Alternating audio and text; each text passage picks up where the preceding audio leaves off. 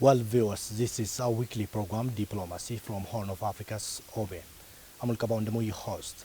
Today, I've guest with me, and let me give the chance to introduce himself for my guest. First of all, thank you very much for joining me, and please introduce yourself for my audience.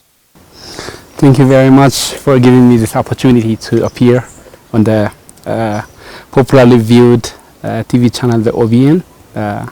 And I also heard about the OBN has started the Horn of Africa program, which is really impressive. By the way, I have to start with appreciation. So, as being a factor to integrate this region, you have started a good thing, so this should be encouraged. Well, my name is Nega Wedajo. I went to college and have different degrees in different fields of study. So I have degrees in language studies and leadership and development, and I got a master's degree in social work, and currently pursuing my another master's degree in public policy and management. So I'm a prospective graduate in it from Addis Ababa University. I've worked in different organizations taking different positions. I worked as a teacher, and also I worked in the NGO sector, addressing issues of women, children, and the youth. And I actively participate in, I don't participate actually in politics, but I actively follow the Ethiopian politics in the Horn, and the entire Africa and the world as well. To begin with, what's diplomacy and why countries need diplomatic relationship and bilateral talks? What's the importance of it and what's the meaning of diplomacy? Let's begin from that.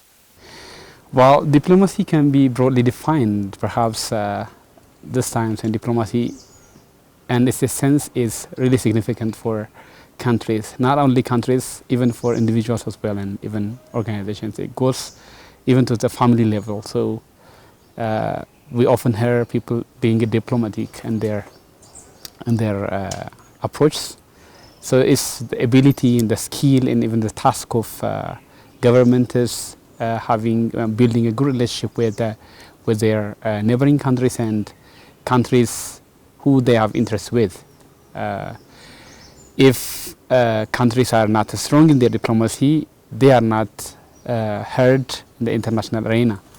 So diplomacy has a lot of benefits for countries, a lot of effects and impacts on the existence of countries, and even in shaping, in making or breaking the country's politics and their relationship so far.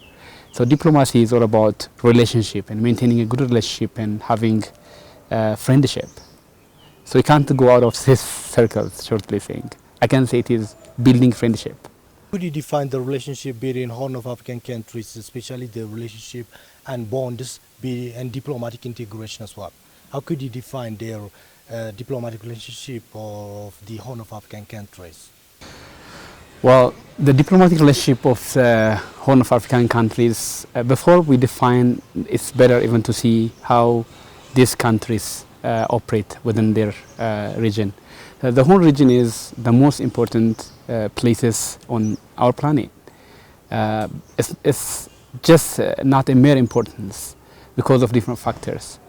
And the region is really critical for the entire planet. It's for the Western, for Asians, for the Arabian Peninsula, I mean the Gulf states, the Europeans, even the India and China, and the Western African countries as well. As a reason to bring the world. So with this Horn of Africa region has a lot to claim. Even the states and surrounding this region have a lot to claim about one another. The relationship between these countries is long-lasted, and you can call them as a single nation rather than just calling them as different nations, because they share a lot of things together. The people's relationship, for example, the cultural relationship, even the language they share, the religion, and the people's movement, and the way of life they have it. So from beginning of humanity, you can trace it back. But since history just started to be recorded and studied, There are a lot of records that we can mention. You can go to the 16th century exploration and expedition activities of the Portuguese and Spain and Turkeys. So in the name of expanding the religion, they've got huge interest to come to these regions and manipulate and use benefits from their resources. So the Red Sea is the most important area, and strategically these countries are located there. So they share language, as I told you. If you go to Djibouti, Djiboutians speak Afar and Somali, and Afar and Somali people live in Ethiopia, and also there are Afars in Eritrea. If you go to the Great Somalia, there are Somali speaking people, and the language is all the same with the same accent, Somali. Northern Kenya is dominated by Somalis, and part of northern Kenya, there are people who speak the same language from Ethiopia and Kenya. There are Oromos there, and Oromos here, and they have the Geda system there and here with no difference. So their cattle graze the same land, so drink the same water. So it's very hard even to differentiate these countries. So you can't. It's even really hard to call them countries, but we can call them like regions. But for the essence of not undermining their sovereignty, these are countries, but countries who share a lot of things in common. So the relationship wouldn't be defined by the coming and going governments, but it's already defined.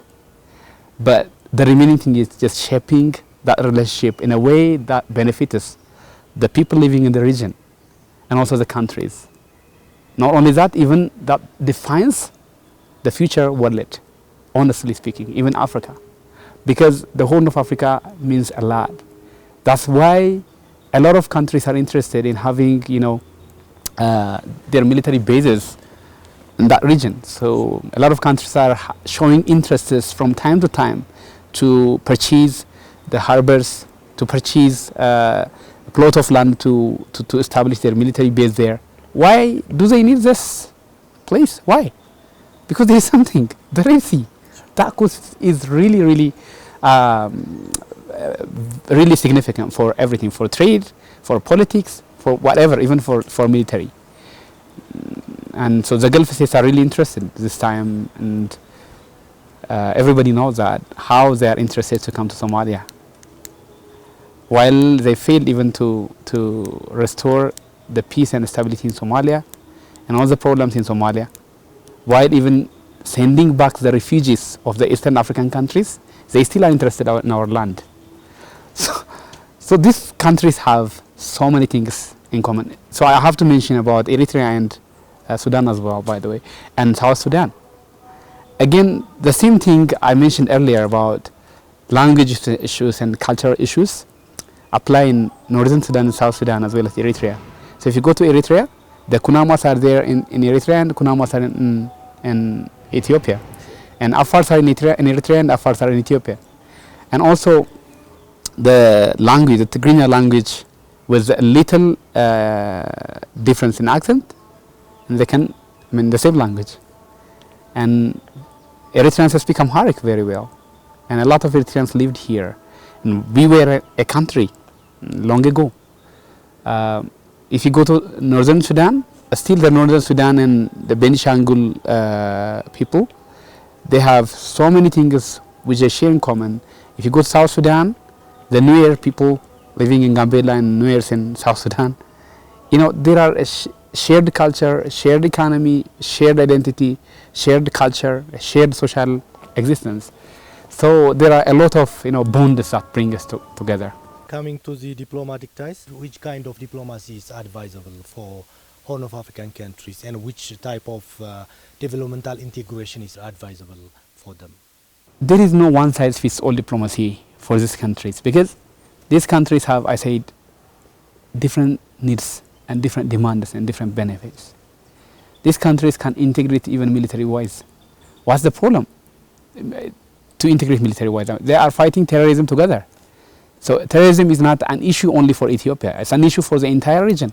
Why wouldn't they fight terrorism together? Why wouldn't they fight hunger together? Why wouldn't integrate their economy in agriculture, for example? There are a lot of water resources in the region. Why wouldn't they work on that? Somalia is known for the fish industry. Fish is largely produced in Somalia. So why wouldn't they invest in that fish industry, and then why wouldn't Somalia, provide fish for the regional states? I mean, the regional, membering states. And why wouldn't the regional membering states provide agricultural resources, products to Somalia? This would make an economic integration for them. So the farm issue, there is the locust issues. The locusts are coming from the Gulf area and affecting our crops. So it's not an issue of Ethiopia only. It should be an issue of the Horn of Africa. Somalia is paying, and Kenya is paying, Ethiopia is paying, huge price for locusts. That shouldn't be. They can integrate their efforts, and they can integrate the efforts, and they can fight together. Coming to the cultural unity, as I told you before, they share language, I said you, they share cultures. Why wouldn't they develop their cultures? Why wouldn't they work on tourism? Why would tourists coming from Europe or say China or America just come only to Kenya and go back? Why wouldn't the Kenyan tourism sector promote the other tourism sectors in Ethiopia? If the first destination of tourists is Ethiopia, the Ethiopian tourism industry shouldn't leave that tourists without telling them about the potential tourism destinations in Kenya, in Sudan, in Eritrea, and other countries. With this, they can share the benefits together. So you asked me what kind of diplomacy is specifically important to the region. I couldn't say you this specific kind of diplomacy is specifically beneficial to the region, but we could exhaustively use all working all useful diplomatic alternatives for this country. You can't say this one only or that one only, because the region has so many things to work on. Yeah. Ethiopia is one of the stable country comparing to the other countries of the Horn of Africa. What would be the Ethiopia's role in stabilizing the Horn of Africa? Well, very interesting. Ethiopia is a historical country with a lot of achievements historically, in diplomacy as well. Since the time of the King Haile Selassie, Ethiopia is well known for its diplomacy and bringing in African countries together, and establishing the African Union, and to the level it's reached now. And though still I'm not proud of its beginning, it's not as younger than the European Union. It could have been, it could have been at the same, at least at the close stage of the European Union's growth anyhow. But Ethiopia's role could vividly and could loudly be outspoken, and the role it played for the establishment of the African Union. That was really, really difficult. Just struggling with the European powers who are going to be snatched their benefits, or that brings out of colonialism. Ethiopia succeeded in supporting these countries and not only freeing them and letting them to establish a unified Africa and a Pan-African movement. So if Ethiopia plays that significant role, it wouldn't be as such difficult for Ethiopia to integrate the region. But you cannot undermine that the Horn of Africa region is smaller than the whole Africa. What makes it difficult is, as I mentioned earlier, the different countries of the world and regions are interested in the Horn of Africa region because of different factors. Because it's prosperous economically, there are oil resources, there is massive tourism land, and agricultural, farmlands, livestock, and the potential it has for different economic activities. It is still untouched, and as well as the Red Sea issue. With these all challenges, Ethiopia has a huge homework to be done. But Ethiopia alone cannot do this, but Ethiopia could play a significant role as it played for the establishment of the African Union. So to make it short, Ethiopia's role in stabilizing the regions is to work together Ethiopia is pioneering in the IGAD. Ethiopia has been pioneering in bringing peace and stability in South Sudan, even in Sudan, which is a recent phenomena. So you can see South Sudan now became a stable country. And 3 or 4 years, 5 years ago, South Sudan was a mess. But now things have improved dramatically, thanks to our leaders. And the Northern Sudan issue was a very huge threat for, not only for Sudan, for us, for Egyptians, for South Sudanese, and for the entire Horn of Africa. But they succeeded in it. Through their leadership and the support of Ethiopia, it became true. The Djibouti issue still is there, and the Eritrean issue is still there. So there are so many hopes, a great hope, but yet we have not achieved the dreams that we are aspiring to. There is issues of Somalis. So with this, Ethiopia's role is still a great role. Ethiopia should continue and should still focus. I would say the Ethiopian government should have a separate diplomatic mission for the whole region. I personally would say that, because you cannot handle the region issue as a supplementary thing. Ethiopia should make it a priority, just like it has a priority for the homeland issues and for foreign issues. The Horn of Africa issue should be a priority, not only for Ethiopia, even for the countries in the region, because they have to see what's going on around. Even a call for Kenyans, a call for Djiboutians, a call for Somalians, for Eritreans, for Sudan, North Sudanese, and South Sudanese. All these countries shouldn't make it a supplementary issue. I mean, IGAD should be a strong institution. They have to strengthen it, like ECOWAS became a strong institution, like the Northern African institution. They have to focus on that. Not only Ethiopia, but a huge commitment is needed from the member countries, I say. Coming to the crisis of the world, COVID-19 or coronavirus, what are the challenges of COVID-19 on socio-economic and political, especially in diplomatic relationship of the Horn of African countries, and what should be done in order to overcome this problem at all? The COVID issue is, it's not a specific phenomenon that can be, tagged to a single country, and all countries are. It's become a threat for the entire world, even for the developed ones. So this region is no different. The countries in this region still share the threats and even the chaos because of COVID-19, the economic issue, the security issue, the social issue, all are in it. And the health aspect of this COVID is there. So I told you before, there is population movement between these countries, and which is really hard to stop. But we know that the countries have been taking a serious measure on people's movement around the borders. But they can, even if they stop the people's movement, but they cannot stop their relationship. So the relationship between governments and the states, and sharing experiences and working together would really mean a lot. So exchanging ideas and working together and sharing experiences, and to that level, maybe also referring back to their experiences earlier would be an advisable alternative. Hopefully they are doing, and we always hear in the news that the Prime Minister of Ethiopia, Dr. Abiy, calling his